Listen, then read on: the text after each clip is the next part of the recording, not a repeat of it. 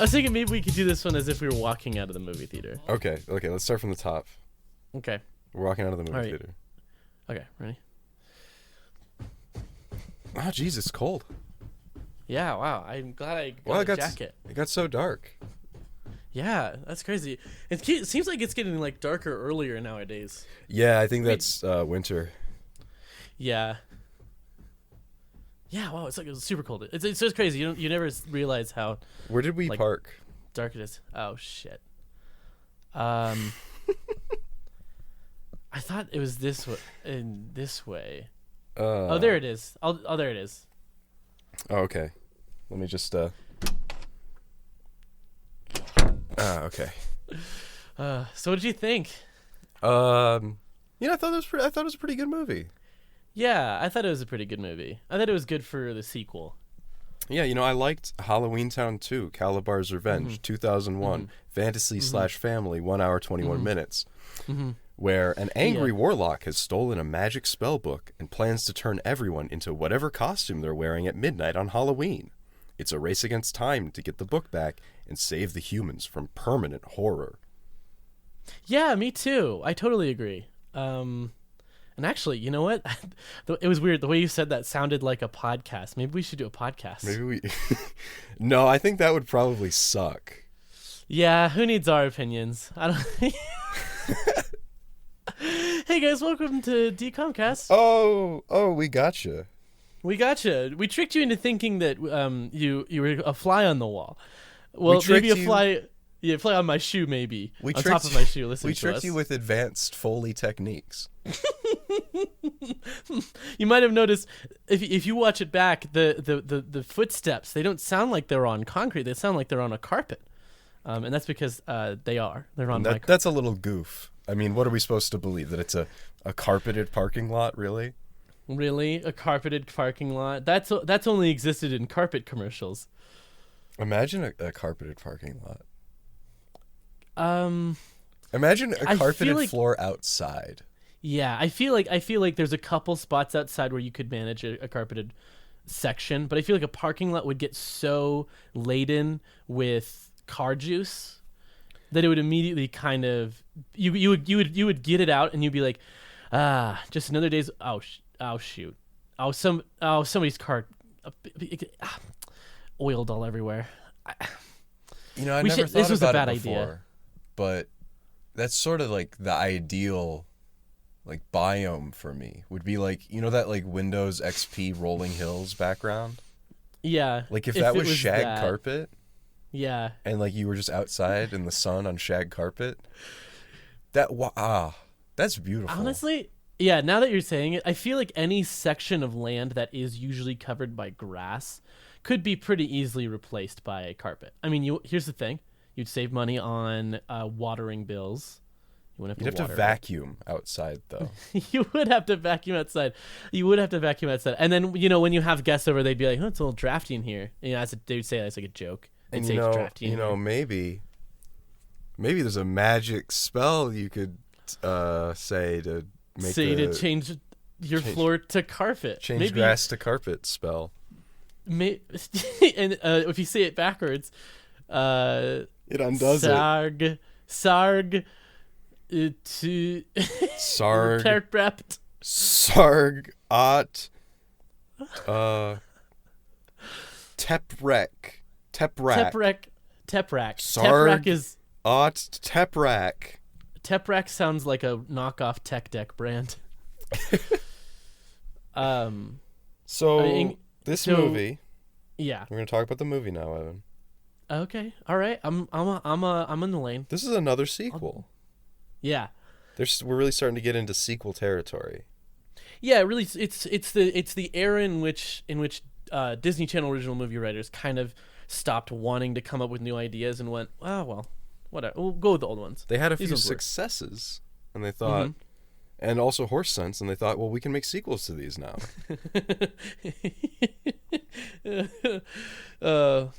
And they also, the Poof Point kind of a sequel to Neil Israel's other movie. To Hounded?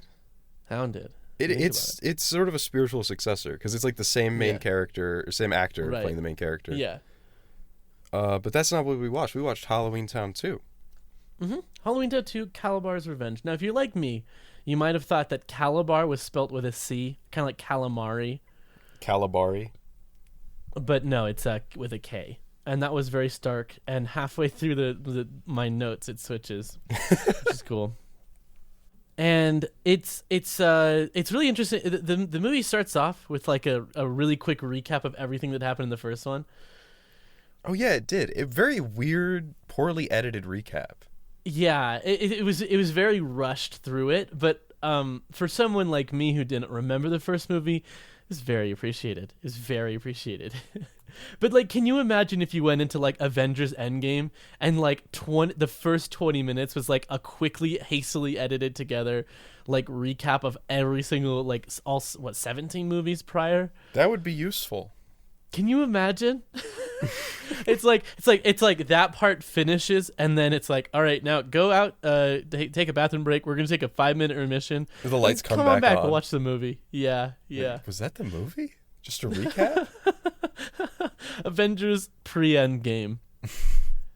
Pay $20, go watch a 20-minute recap. Oh, paying money for a recap. Can you imagine? That's bad. Like, basically what it would be is like everybody's getting super excited for Avengers Endgame and somebody goes, I don't want to go back and watch all of them though. And then they'd pay $20 for a recap. That might be economic. That might be economic. Or you could just watch like an hour-long YouTube video on it, where somebody very poorly and very in weird detail goes through the plots of the movies for like 12 hours. So I'm looking at the pictures on Google for Halloweentown 2, and there's like a poster type thing, and it's got a tagline on it that says "Welcome back ... forever." What does that mean in context of the movie we just watched? Because theoretically it means that they get stuck in Halloweentown. I guess that kind of happens right at the end. Yeah, and kind of right at the beginning, but they solve it immediately. It's also only for 1 year. Yeah. Like they know it's only for 1 year. Right. So it's not like you're there forever. It's literally not forever. Yeah. Yeah, this game has like game. Got games on the brain. Games. Oh, ladies and gentlemen, we got a gamer on the podcast. This movie had a lot of sort of very, very quick, like plot, bring up something for the sake of the plot, and then very, very short distance between the plants and the payoffs, basically. Yeah, a lot of ass pull, like, oh, well, this is fixed because we have this now. Right. And a lot of like, oh, here's this character, and then 2 scenes later it's like, oh, also, by the way, he's the main villain of the movie, and that was pretty obvious. But anyways, let's move on. I think this movie sort of has a big dip in the middle where the beginning and end are pretty good. But then there's like this sag in the center where they get trapped at like a garbage man's house. Yeah. So they sort of mention it at the beginning of the movie, and it sounds like it's kind of just like world building where they're like, oh, everything that gets lost goes to his house, and they're like, oh yeah, okay, cool. And then it becomes sort of like the main part of the second act where they're in this like trash man's world and they're trying to find a spell book, and they end up having to travel through time as well in order to find the book.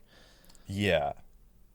But like every single move they make is like outpaced by Kalabar's son, which is the main villain of this movie. So it's actually not really Kalabar's revenge. Kalabar doesn't make an appearance in this film, which I thought was interesting. Well, but here's the thing.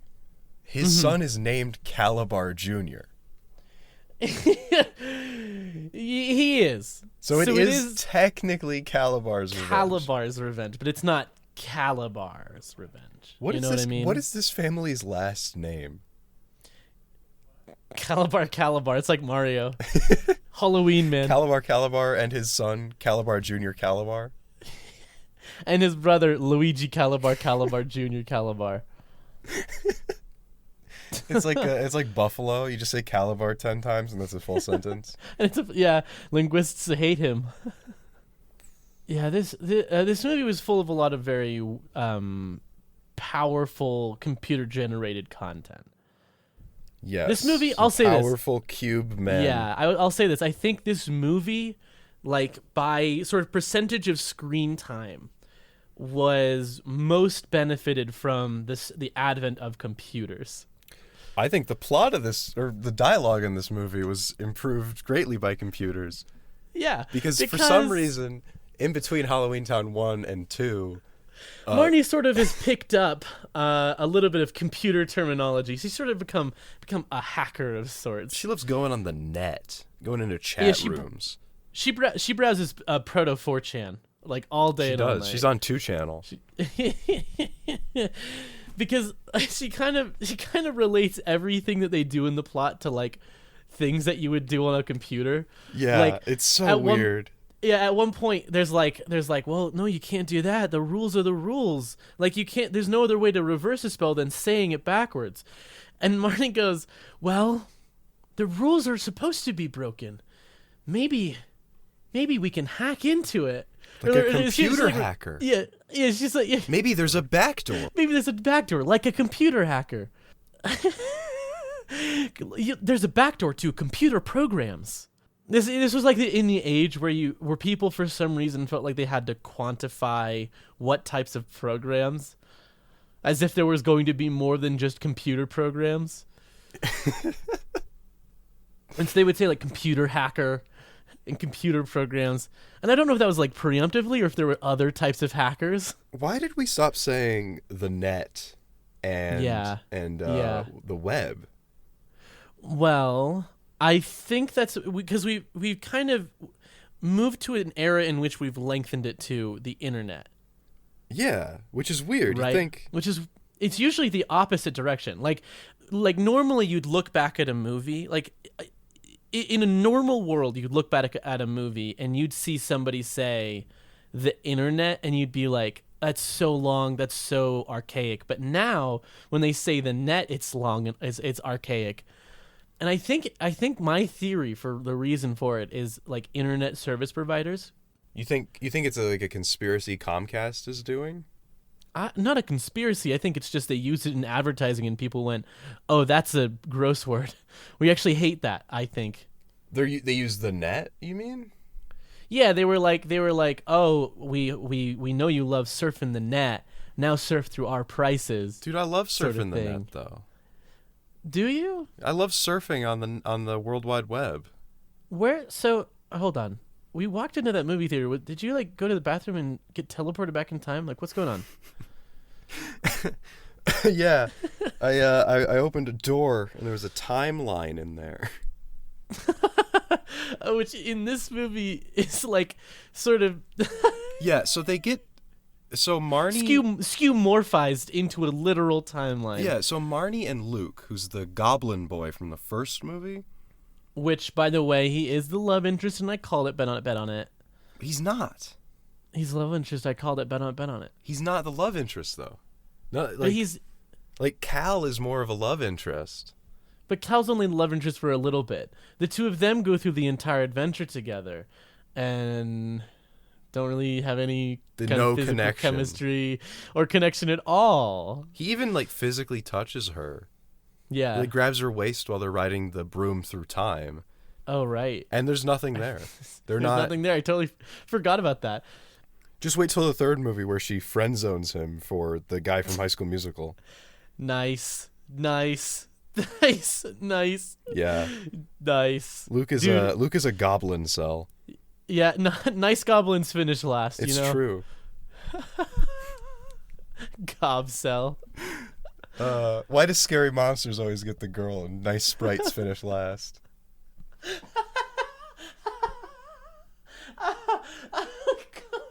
Oh my god.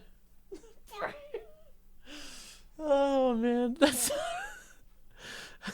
Were there any nice sprites in this movie? There were scary monsters. That was the whole thing. But were there any nice sprites? There were no nice sprites. There weren't really. I mean, you could kind of generalize that sprite definition to mean any. I mean, maybe Marnie's a sprite. They drank some soda, I think, at the party. They probably drank some soda at this party, and that was probably some nice sprite. I do like the idea when they used to say like computer hacker. I like the idea of like they intended to then call people who broke into homes house hackers. Life hackers, dude. Life hackers. That's a good point. We should start specifying again. Because pretty soon the life hacking community is going to start calling themselves hackers, and then you'll have to specify, a computer hacker, not a life hacker. Yeah, you'll say like, oh my god, my phone got hacked, and they'll be like, what, did they make a candy phone case for you and put it on your phone? Like, no, I got computer hacked. Dude, my Twitter got hacked. Oh, did they make it so that your timeline was chronological instead of computer generated? No, like somebody got my password. Oh. And posted cringe on my account. Now I'm losing follower. What else happened in the movie? So they're having a Halloween party, and this new kid Cal shows up with his dad, and his dad brings in 2 gallons of lime ice cream. Yes, yeah. Because his favorite color is green. Right, which makes sense. Which is supposed to allude that he's a frog. Right. Wait, yeah, right. Because everybody knows that your favorite color is what you look like. Yeah. Yeah, like, everybody do does frogs that. like the color green? Yeah, I can't imagine a whale being like, yeah, I fucking love gray, dude. Because, like, yeah, and there's, like, a whole bunch of things that he does that's, like, trying to allude that he's a frog. He's a bunch of frogs. He's a golem Right. created by Kalabar Jr., made of frogs, to seduce Marnie's mother. Right, yeah. Which is really a whole plot point and a half. Like, it requires so many steps to get there in the movie. Where the movie's like he likes the color green. He brought lime flavored stuff. His costume is a frog. He really likes flies. He ribbited and dropped a toad on the floor. Yeah, he tried to buy a movie ticket for an R-rated movie. Like a frog would do. Like a frog and like a bunch of frogs stacked up in a trench coat would do. It's just like then the youngest girl goes like, well, I think he's a golem, and Dylan, of course, is having none of it. Dylan's back. Dylan's back. Dylan has such a minor role in this movie. Yeah, like he does nothing. have a really it feels like he was only there because they felt like they had to keep him there, and I think the reason for that is that they didn't think people was gonna recognize him. Was it the same actor? It was. That's hard to believe. He it looks so the same. different. He does not look the same in my eyes. He looks like an older version of him. He does, and that's because he is. But I was watching the movie, and it took me a solid 10 minutes before I realized that was Dylan. The thing about these movies is as they go on, the siblings get less and less important. Yeah. And by the last one, the younger sister's not even in the movie. Really? They just mention her. Yeah. Really? Gee. Yeah. They're just like, oh yeah, people don't really care about anybody except for Marnie. Marnie's the most important character. And it's funny because in the first one they set up this whole you need family in order to do magic. Yeah. Kind of plot point and theme that became really important. And they try and do that at the end. Oh god, the end, dude. Oh god, the end. They do try and do it at the end. They try and do the exact same thing they did in the first. Right, because essentially what happens is the gate opens up on Halloween and it closes at midnight for once a year to get back and forth between Halloweentown. Yeah. And so they don't quite make it in time. And so they have to they do make it in time? Yes, they do. Okay, yeah. But she just sort of stands there and watches it close instead of walking through it. Yeah, she spends all of the, so it's open and it starts to close. And it's like a solid 6 feet of space across when it's closing. And she like goes up to him and she's like, oh no, it's closing. I gotta keep it open. Instead of going through as she intended, she spends all of the remaining time of it closing trying to push it open. And it's like this like huge magical thing. So it's an immovable, it's an unstoppable force. It looks like she's not trying. It looks like she's like, It does. oh no, oh dang, oh I looks can't like make it through. She looks like she's placed two hands on it to look like she intends to save her mother, but then she just does. She like it closes. She's like, She's like, man, I guess I gotta live in cool Halloweentown with you, Grandma, and you can teach me magic. Shucks. Shucks. I guess we gotta do that for the whole year. Shucks. Or maybe longer. I mean, maybe it won't be ready. Maybe it won't be trained by the time maybe it it comes won't back open around. by then. Maybe it won't open again. Maybe I could just live here. Maybe they'll probably be dead in a year. Yeah, by the time we get there, because they're turning into monsters. But you are not gonna be dead. Maybe I stay here for a long time, Grandma, who I like very much, and will teach me magic. I don't get the grandmother character in this. She's played by Debbie Reynolds, who's a good actress, but like, she's so weird. Yeah, in this movie particularly, she's really weird. Like in the last movie, they wrote her character a little bit more like coherent, like cool grandma. Yeah, cool grandma, less like nuisance grandma. Yeah, who knows a lot of who bakes you cookies. Because like there's a whole sequence in the movie where like they are like arriving. Okay, as they're leaving to go to Halloweentown, she leaves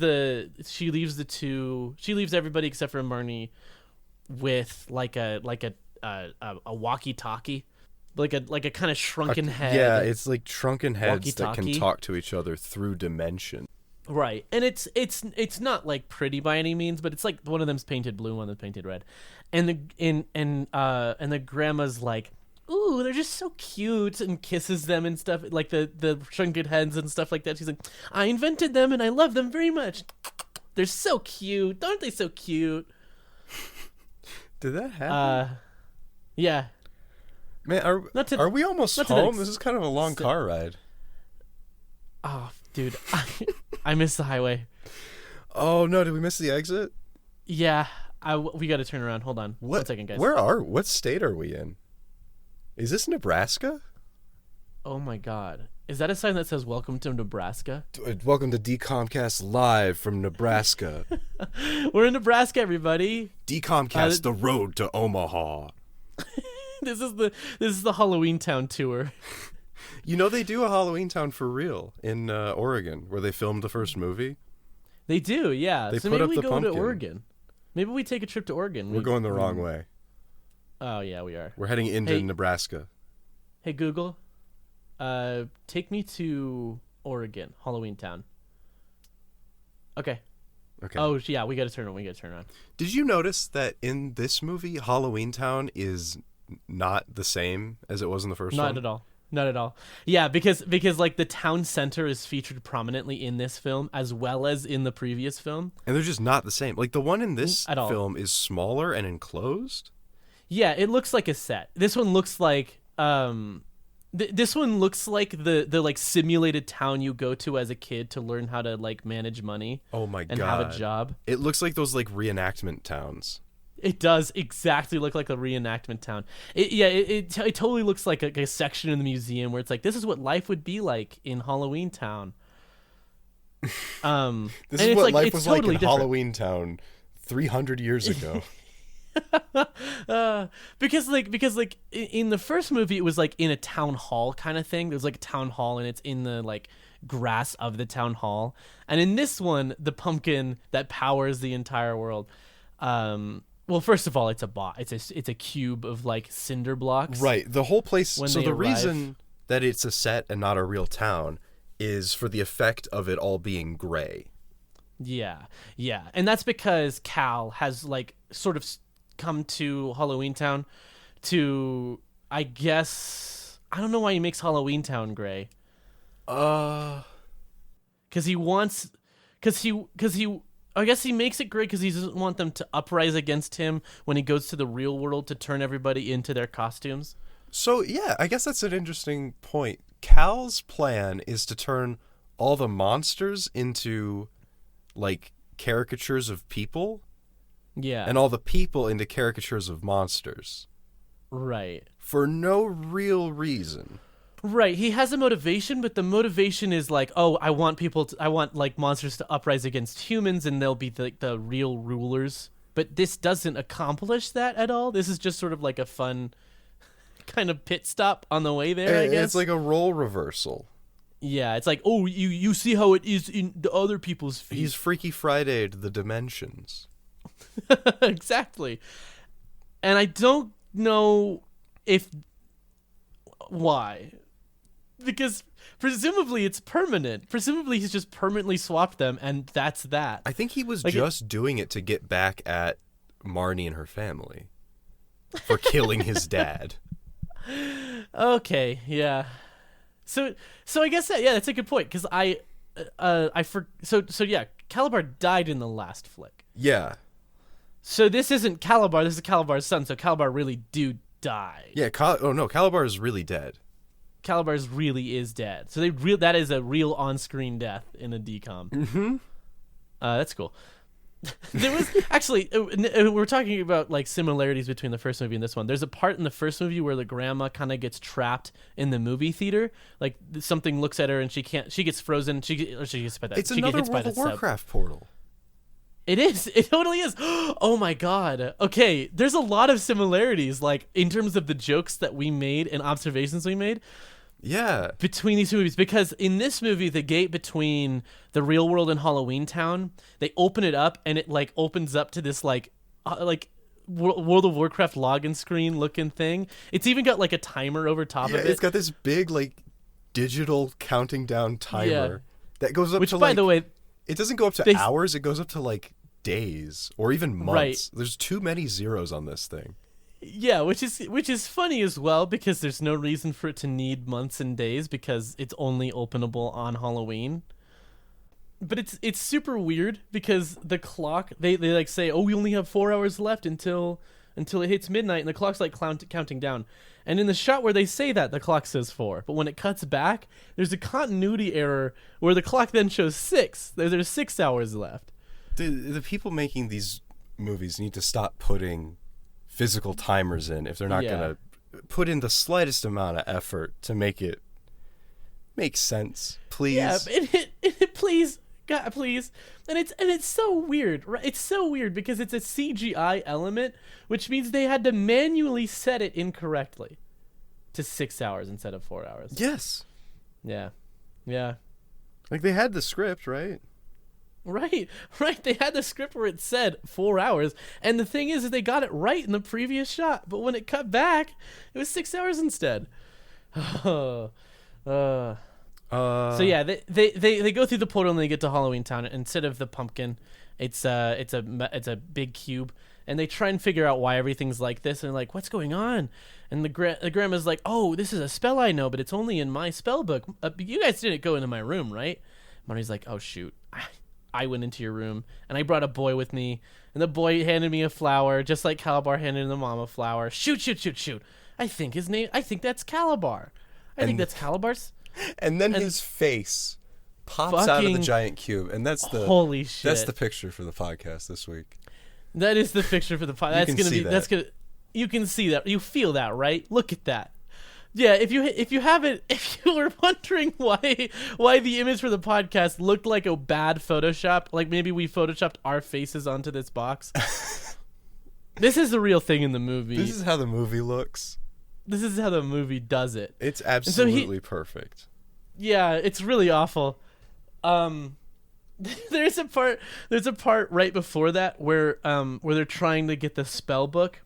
And it's not there, or they're trying to get the spell book, and Dylan's like, I'm busy, I'm not gonna do it. And Marnie's like, you're gonna do it, or else I'm gonna spread your diary all over the net. Yeah. Also, his quote unquote busy was he was standing in front of a group of children. Yes. Yeah. What was he doing? He was bobbing for apples. Was he bobbing for apples? I think he was manning the bobbing for apples station. Oh, okay. Well, like a busy. School fair? Yeah, like at a school fair, he's busy. He's like, gee, I can't do it right now. I don't care that the dimensions are in jeopardy. Yeah, whatever. So I'm busy, guys. Dylan's character goes from hating and not believing in magic in the first one to sort of just giving up in this movie. It's very strange. It's really strange because what it feels like is it feels like the filmmakers or the writers' room as they were writing it, they were like, oh, did Dylan not like magic or not believe in magic? I don't remember. I think it would be weird for him to not believe it because they did it. So I guess he just doesn't like it. And just so he refuses to do magic. Right. But beyond that, his life seems to be in shambles. Mostly because of this, I think.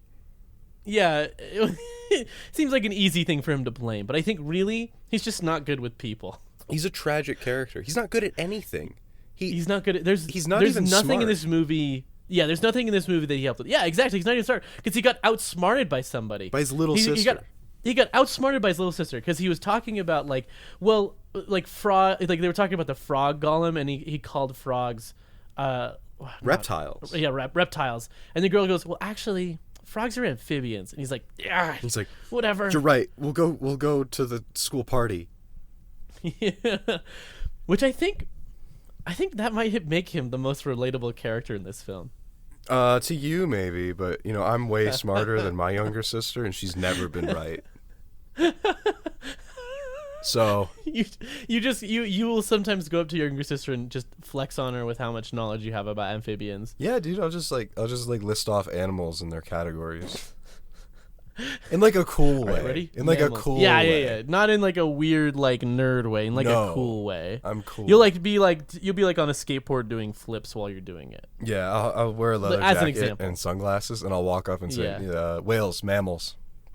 I think you thought they were fish. So easy. And then I'll walk away. Yeah.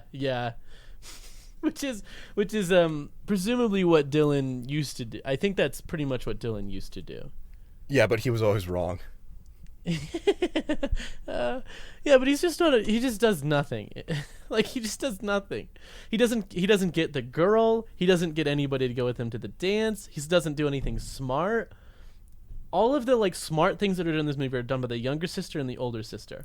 I think Marnie is really the only character who actually does anything. Well, the younger sister finds out that he's a frog golem and makes a fly appear in front of him, like a CGI fly appear in front of him, that presumably they just on set had the guy in the frog costume look around and they just had it follow it because it just did not look right. And then a CGI tongue comes flying out and eats the fly, and everybody, seemingly nobody actually notices until he's a pile of frogs. Yeah, but that's not anything. It doesn't help anything. What does that even even mean? It doesn't help anything. Sure, he's a frog guy. Okay. Yeah. I think that's funny. It's an enjoyable part of the movie. Right. But in it's terms a great, of cool visual, how the characters progress the story humor and plot of the movie, Yeah. only Marnie does anything in this movie. That's a good point. Yeah, she that's causes a good point. all the problems and fixes all the problems. Mm-hmm. All herself. Which is, I guess, if you think about it, kind of similar to the Poof Point, where the dog does all the things. The dog causes all the problems, and the dog solves all the problems. The dog causes the inciting incident and fixes it at the end. But Marnie is actively causing and solving new problems. Yeah, all the time.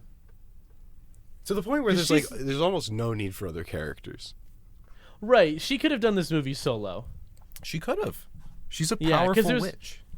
Right, because there's nothing that was really given to her other than things that she could have figured out on her own eventually. Right. There's a few times where she'll ask her grandmother for a spell. Right. And then that's it. Yeah, and it's so funny too because it's the only thing the grandma's good for is helping her open up the portal and telling her spells. Yeah. Spells such as. Do you remember the spell? Yeah, apart. Yeah, so the spell to turn people gray and boring is just the word apart. Which is it feels like exactly the type of thing that's just first draft script. Just because fuck it. They explain it in the dialogue as well, where they're so basically what happens is they're sitting there and going Luke, the guy, the goblin, He's great at the beginning of the movie, and then suddenly they're in like grandma's house, and suddenly he's not, and so they're like, "Oh, weird. I wonder what happened." Anyways, whatever. We'll keep going. I guess the spell wears off. Whatever. And then later in the movie, Luke's just kind of like, I don't think it wore off. Nothing else is wearing off. Something else is happening here. And Marnie's like, I don't know, man. I don't know. And he's like, well, what did you say when I turned? And they just figure it out. They're like, well, I guess I was saying this, which feels very much like the writers were like,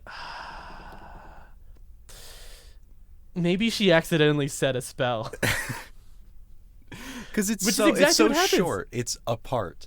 Every other spell is like 20 words in Latin or involves playing patty cake with your grandmother to open a dark portal.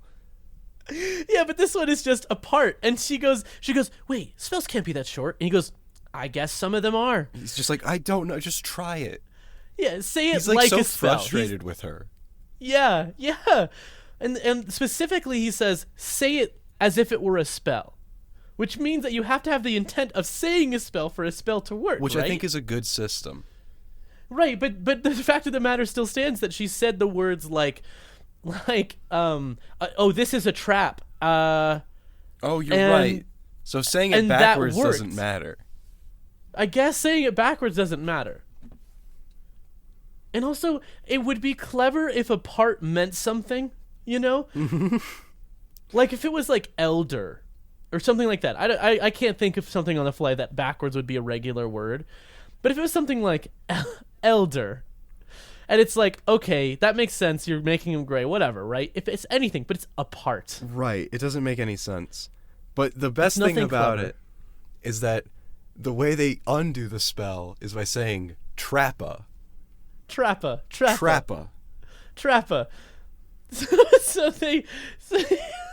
So the end of the movie is like them running throughout Halloweentown, and the same audio file of the youngest saying "trappa" just plays over and over. Yeah, she's just pointing at people and yelling "trappa."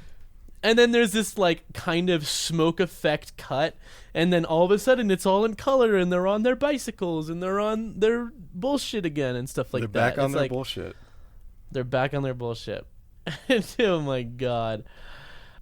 I was really hoping that there was going to be a Mom's Got a Date with a Vampire moment with the mom dating a golem. Mom's got a date with the frogs. Mom's got a date with pile of frogs. There's a really funny gag where they find out that Marnie finds out there's a time travel spell. Oh yeah. So her hacker move to get around being locked in a house is to go back in time until there was no house.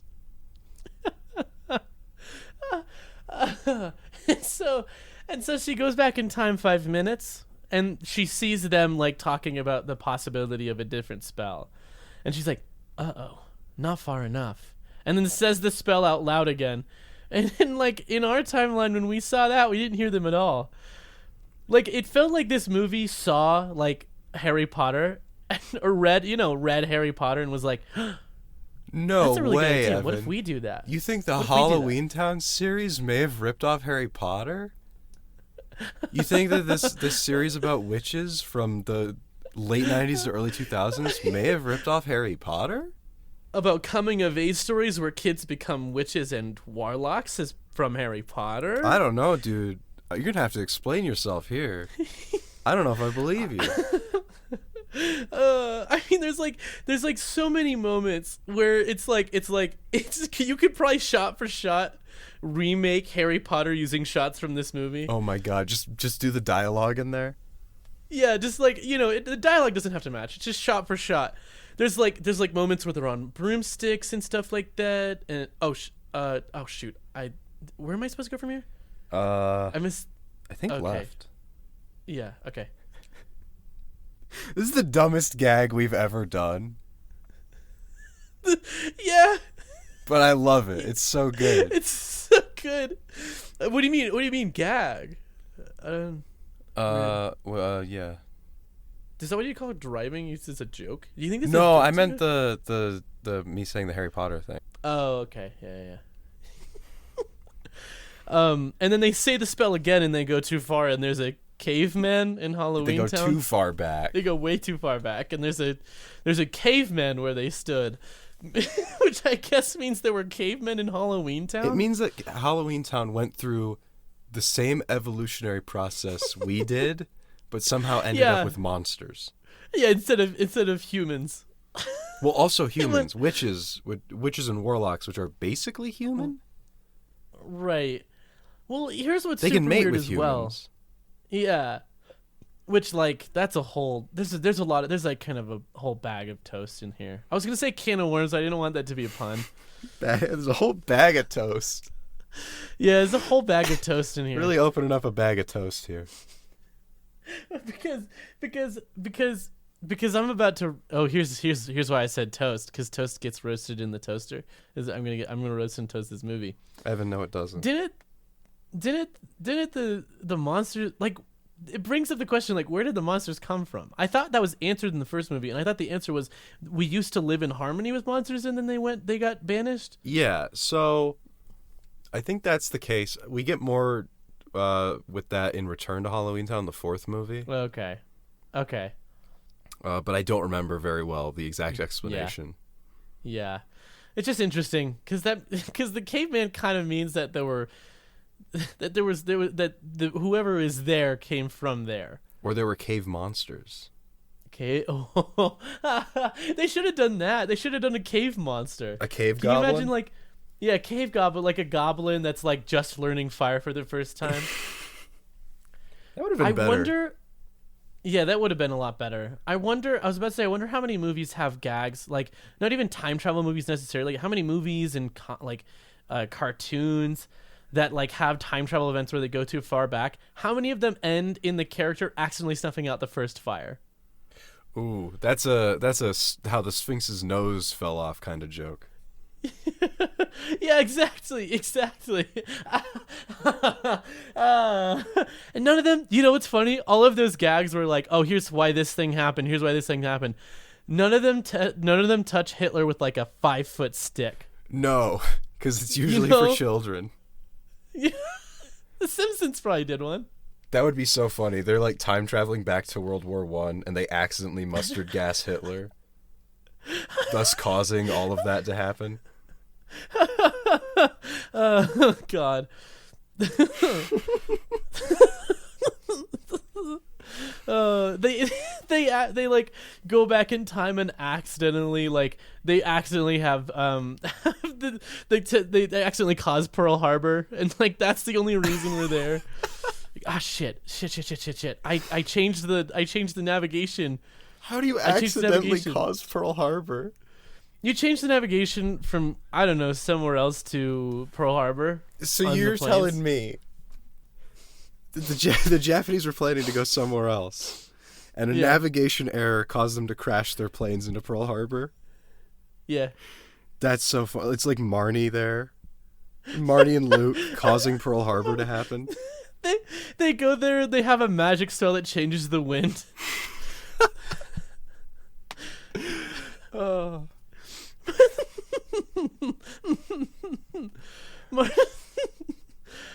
Marnie and Luke inspire. God, what? I can't think of any historical moments.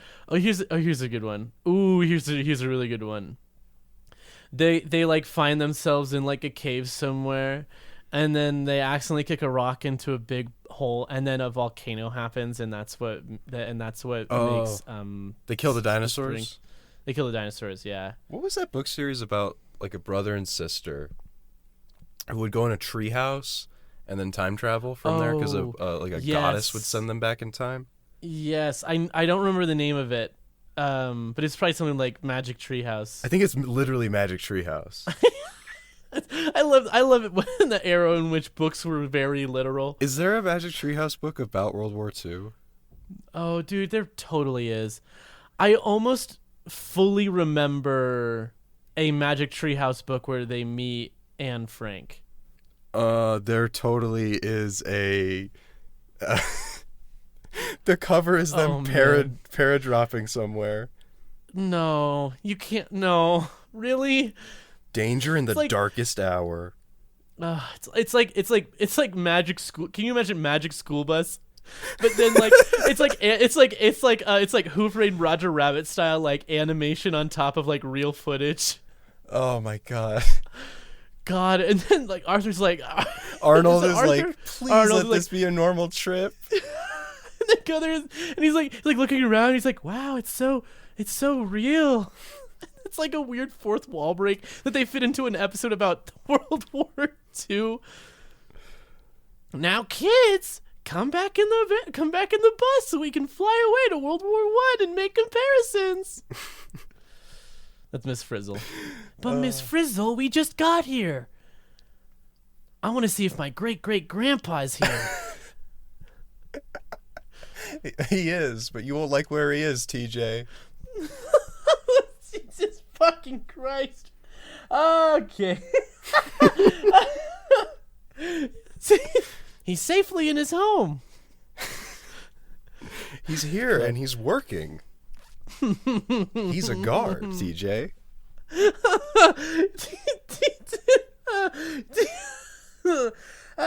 Jesus Christ. Oh, Jesus. Oh, man. Oh, man, it's really fun, but it's been really fun digging this hole, but might be time to get a ladder out. I really want to read this Magic Treehouse about World War II now. It seems really good. God, you know they don't do it very good justice. I remember at all. those books being like pretty good, but I was also 7, so they might not be. Yeah. Yeah, I remember them being really good as well. So maybe they are. Maybe they do justice. God, the main villain in this movie, Cal. He's got a very weird way of saying things. He does. Nice job of escaping my spell. Yeah, it's especially pronounced when he's the cube. Yeah. Because he talks really slowly, like they were supposed to put an effect on his voice. Right. And then they just didn't. And so you're sort of left with him just being like, you guys found out my trap. I'm very impressed. It wasn't enough to take the book, Marnie. You had to want to give it to me. I wanted you to feel something. I guess I inherited my father's love of the Cromwell women. Fantastic line in the movie. Really great line, dude. Whoever wrote that one. You're a little over the speed limit, Evan. Oh shit! Sorry. Yeah, I think there's a cop nearby. No, we're good. I didn't see the sign change. Okay. Yeah, you're fine. It's a freeway. Okay, thank you. God, I start talking about a movie, I get excited. I know, right? It's hard. Yeah. There's a part. There's the whole middle of the movie where they're like interacting with the junk man, and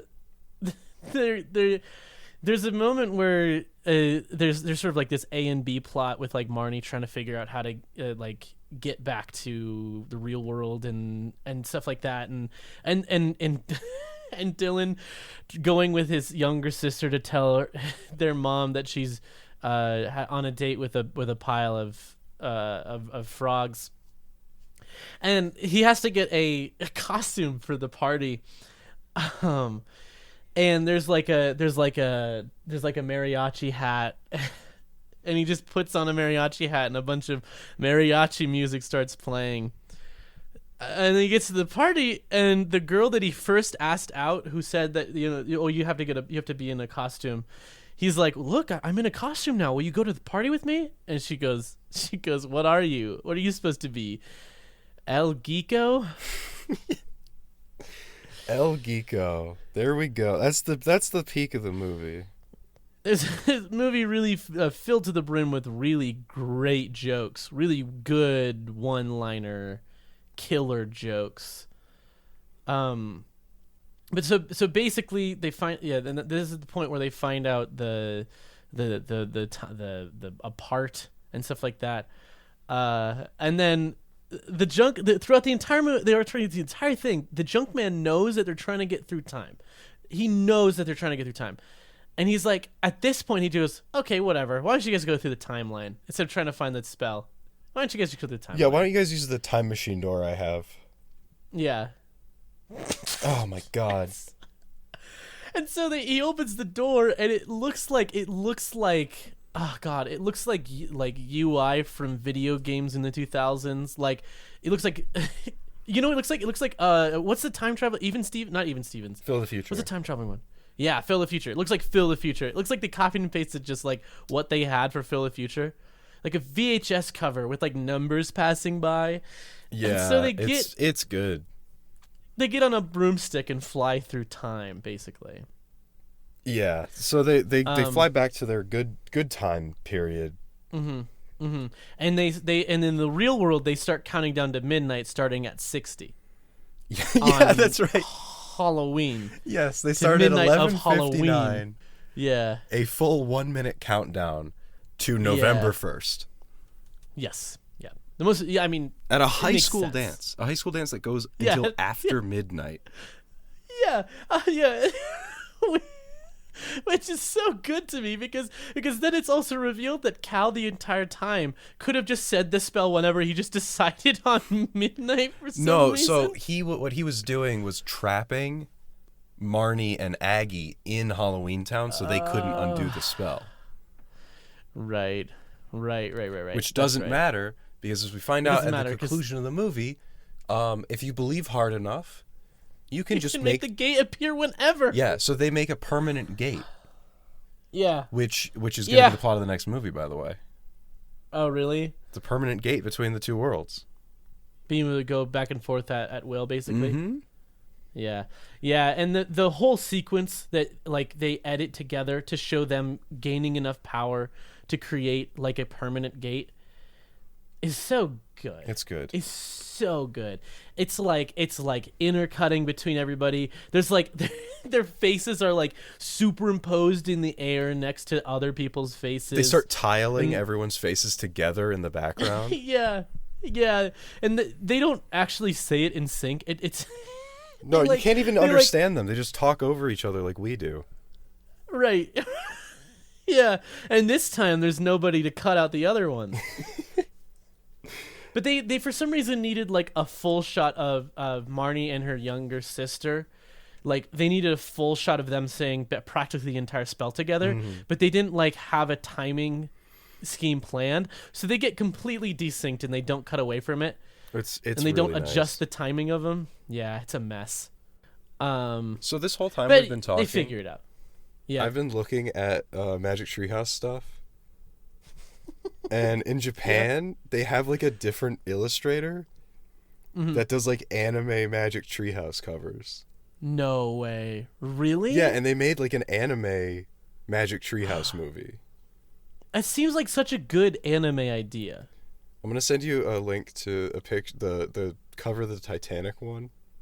Oh my god. Oh my god.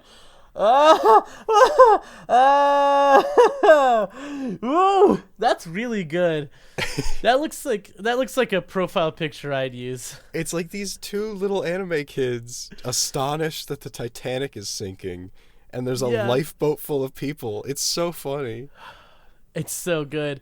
It's so like 90s anime too. Yeah, it's very I don't know the studio. What is it? Shit, that's killing me. There's one where they're in front of the White House. What? And it's like there's like lightning and there's a big statue in the White House. What is this? Oh, I know what that is. What is it? Lightning? I mean that seems like Founding Fathers era. Lightning? Oh, it's like Benjamin Franklin. Yeah, Benjamin Franklin is electricity. You might be right. They go back in time and they accidentally cause enough static electricity to make lightning strike his kite, and that's why electricity exists. So what did you think of Halloweentown 2, Kalabar's Revenge? I'm gonna give it a 6. You know what? I'm gonna give it a 6 as well. Yeah. I thought it was a pretty enjoyable movie.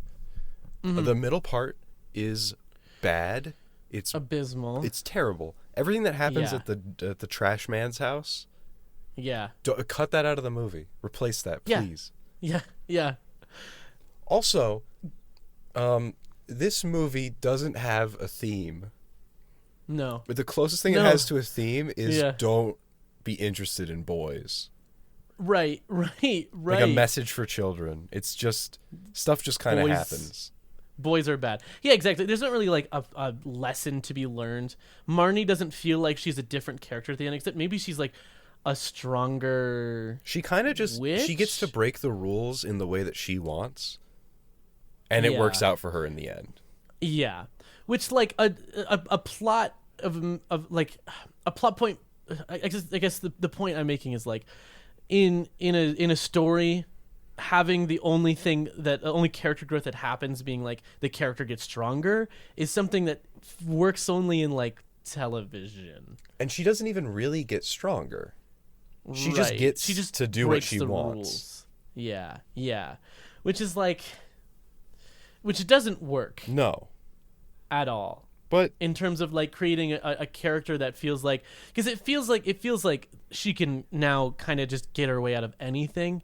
I guess it's the point of magic, though. Really, Right, and to be fair, it's the point of like any sort of like movie character that they will kind of be successful in the end, especially in Disney Channel original movies.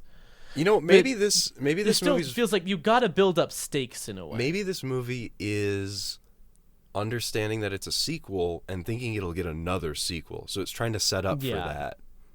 Yeah, But on its own, it doesn't really work that well. exactly. And that's the big problem with it is that it if it is trying to set up another movie, they should have made this movie good too. Mm-hmm. Like there's still stuff they could have set up like in the next movie. Like they could have still had the big plot point where she opens the gate. I just wish that there was more like it felt like it felt like they were really restricted not being able to shoot in the actual Halloweentown. Yeah, that was a bad choice on their part. Yeah, because like the only returning set was the outside of the grandmother's house. Yeah. And I guess their house in the real world, but No, they specifically moved. in Halloweentown. Oh, did they? Yeah, so the grandma could have a room. That's right. That's funny. Yeah, so the only returning set is that one. Mm-hmm. I don't know. It's just like it felt very like middle movie where they're trying to set up a lot of stuff. It felt like second Star Wars where they know they're gonna have a third one and they're setting up a bunch of stuff. Yeah. For a quote unquote satisfying. Except the third second movie. Star Wars is like the best Star Wars movie. Exactly. That's exactly it. That's exactly it. It set up all this stuff, but it still was a good movie. Yeah. That's what this movie's lacking. All right. Oh, by the way, anybody who all the persons and events in this film are fictitious. Oh, yeah, that's And right. any similarity to actual persons living or dead is entirely coincidental. Yeah, this movie about monsters and witches has a, like, not based on real life disclaimer at the end of it. Right. Just in case you've got a friend named Cal who, took Who is a over warlock. the entire Earth. Yeah, who is a warlock and stuff like that. Can you imagine being a kid? Can you imagine being a kid and watching this movie and going, "Oh, no way. Kyle's a warlock. I knew it. I knew it. And I'm a witch and I'm going to get my witch powers." And then you go stab your friend at school. But then Disney's then like, we had the disclaimer, so Yeah, so you can't, we're not liable. Sorry, bud. full legal absolvement, We're Yeah. not responsible. Yeah. Do you know what the next movie is? Yeah, so the next movie is called Big Dog. Nope. And it's about a dog. His name is Shane. And he's actually a boy. He's a boy that got turned into a big dog. He's got to go live his life. Who at plays the school. dog? The dog? Well, the dog is still played by Mr. Tooltime himself. Tim Allen. Yeah, So it's a Tim a Allen. boy who gets turned into a Tim Allen dog. Oh no. Yeah, he gets turned into Shaggy Dog. I used to be a boy, but now I'm Tim Allen and also a dog. Well, because what happened is they filmed Shaggy Dog, and they realized they kind of had a lot of extra footage and stuff like that they didn't need to use, and then they were like, oh, you know what? Why don't we just make a new movie? He just acts like a dog in Shaggy Dog, though. That's true. He turns into a dog in the canon of the movie, but to the audience, it just Yeah. looks like it's Tim Allen. Yeah. Yeah. Everyone treats Tim Allen as if he were a dog. Like petting him and feeding him food and stuff like that, but the audience is like, Yeah, and he's fully nude, yeah, of course he's except for a totally- collar. Yeah, well, yeah. I mean, that's how dogs are. And he lip syncs the little boy's dialogue. Yeah, yeah. No, sadly, Big Dog's not coming up for a couple of episodes. This is 'Twas Okay. the Night. It's a Christmas Oh, it's Christmas type beat. Christmas type beat. You want to read the plot Christmas- synopsis of 'Twas the Night? I would love to. A 14-year-old boy and his uncle jeopardize Christmas when they take Santa's sleigh for a joyride. Ooh. Okay, so essentially this is the Santa Claus, but instead of him becoming Santa Claus, they kind of just take the sleigh. They take the sleigh. All right, Yeah. so looking at the poster, Oh, is that Bryan Cranston? that is Bryan Cranston in this movie. Yeah. Um, Nice. I'm going to make a bet Living it up. that it is going to be the same Santa Claus actor as the ultimate Christmas present. Okay, yeah. I like that. I like the odds on that one. I think that would be good if they just reused that same Santa. I think mine is going to be that they take Santa's I think they are going to have to deliver presents at some point. Okay, I like that.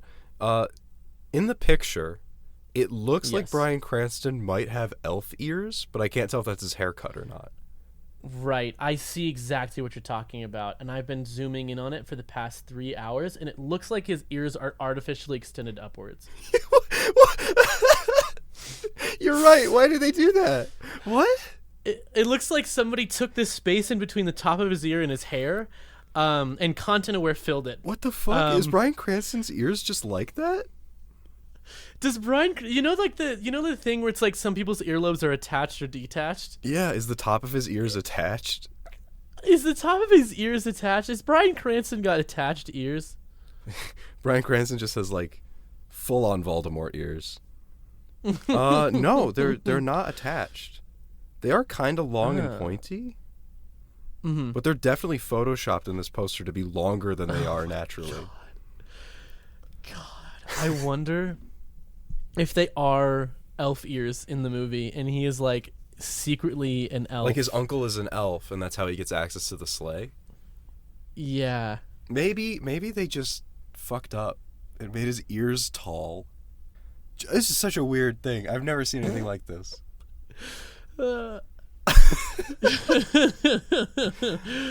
Are we almost there? It's painful. Almost where? Are we? We're driving somewhere. You didn't tell me where we were going. We've just been talking about Halloweentown. Well, we were driving to Halloweentown. Oh, well, Yeah. I don't know if I'm gonna be able to make it all the way. I gotta go to work tomorrow, so Oh, I think this is gonna really? be the point where I jump ship. Take the monkey with you. Fuck off. Here you go. That's gonna be the podcast outro forever now. By the way. 敵が回復リスト毒で痛いよキスポイズ麻痺した時は